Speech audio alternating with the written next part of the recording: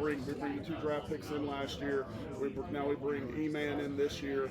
They're starting to see these guys. They're starting to feel them a little bit, and I think that's what's breeding in this room. That's what's making everybody better because they know they have to be on top of their game.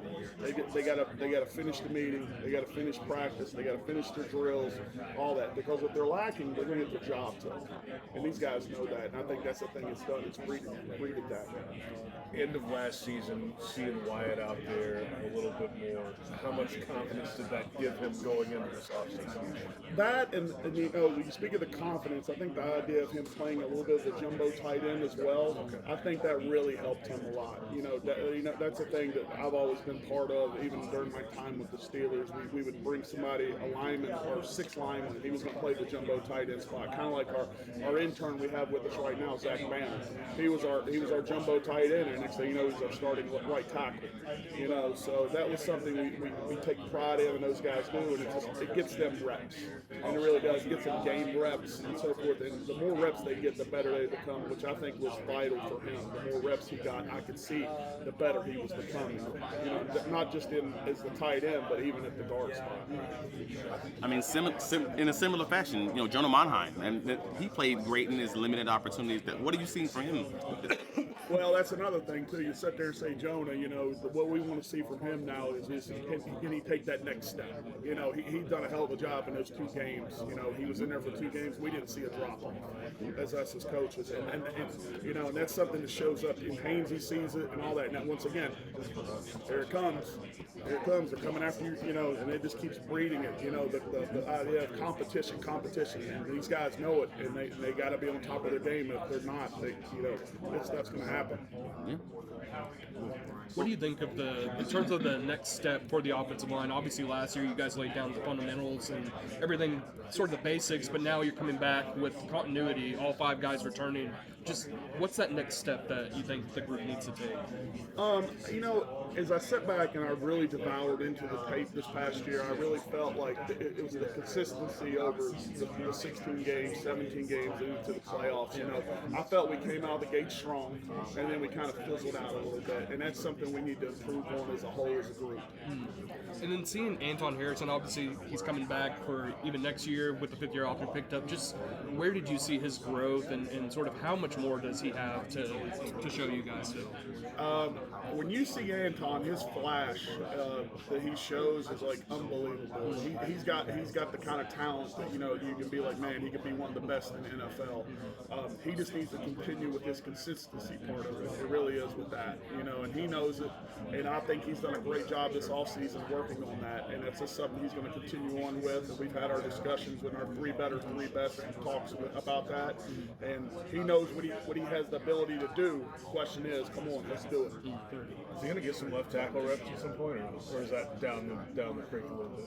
I would never rule that out. He has the type that can move over to left tackle. I wouldn't lose any sleep over it. You'd like to have that in your arsenal just in case, right? Yes, but that's anybody at any position, and that's the great thing about our room. I've got guys that can play multiple spots. I got guys that can go play tackle, can go in the center, which is unbelievable, which is kind of unheard of. In the places I've been, I've never had guys who can do this, which makes our jobs as coaches a lot easier. Right. How do you keep a guy like Walker Little engaged?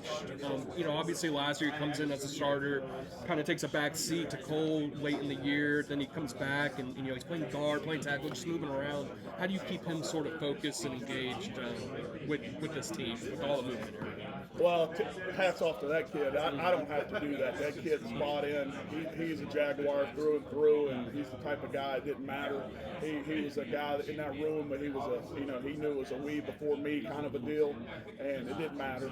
I could go to Walker Little right now and say, man, you're gonna go play right guard, right tackle, what? Got you, coach. And that says something to it, because there's other guys you go say that to some of these guys. They're like, I'm doing what? Say that again, coach. No, not this guy. He's the type of guy guy that'll go do it. And my hat's off to him. He's done a great job, staying locked in. How special is that for him to be able to transition to guard almost so seamlessly? I mean, it's not as though he's been playing it all of his life. He's mostly a tackle. So how important or how special is that for him to be able to do it? Well, that goes back to the flexibility of the room. That only helps us as coaches, but it helps the room because as you know, on game day, you're going to get a limited amount of guys, but you got guys that can play 3 different positions. You're like, oh wow.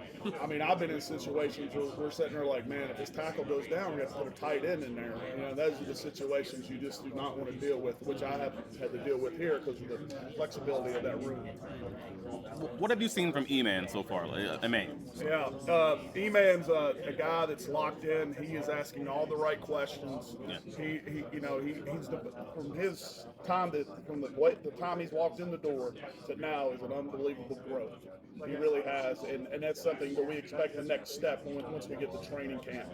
And he's the type of guy, he sees the game, and he wants to know the why. Why are we stepping like this? Why are we blocking like this? And that's a great thing. It's a guy who's going to learn not just the play, but he's going to learn the concept.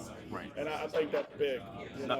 That's great for his development. Through a few of these answers, you've mentioned consistency and just keeping that standard going throughout the entire time. And earlier you mentioned the drop off from the middle portion of the season. Yeah. What did you attribute that to? Like, how did you view that? Some of that was injuries, and then some of that, hats off to the NFL, man. There's some aliens out there. We played against some good teams, and they got some really good players, and that's the deal, We played some really good defenses, and, that's just the way it is, And that's something they know, and we brought it up to them, and they're ready for that next challenge to go compete against them once again for this year, because just like I talked about it, I told them it's anybody's game now. Nobody gives a shit about what happened last year. The only thing they care about, only thing they know about you is, hey, bud, you lost in the playoffs to the Buffalo Bills. Appreciate it.